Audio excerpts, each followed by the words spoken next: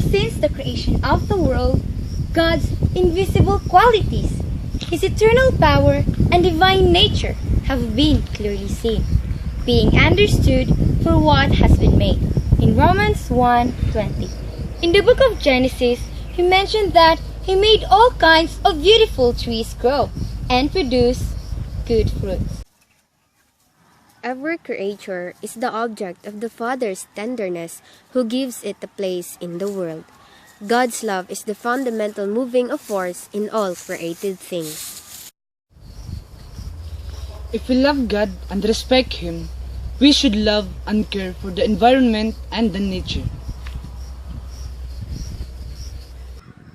We are improving in our economy. It is very visible that we are advancing in every aspect of our lives. Thus, construction of infrastructure is a necessity.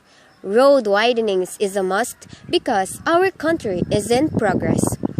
Here in our municipality in Lantapan, cutting down of trees is necessary to give way to the widening of our roads.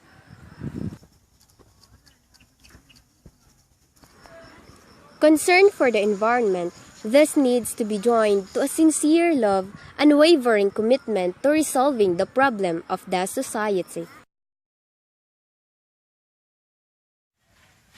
Together, let us join hands to our advocacy. Let us plant trees as an expression of our love and respect to the nature as we love and respect the Creator.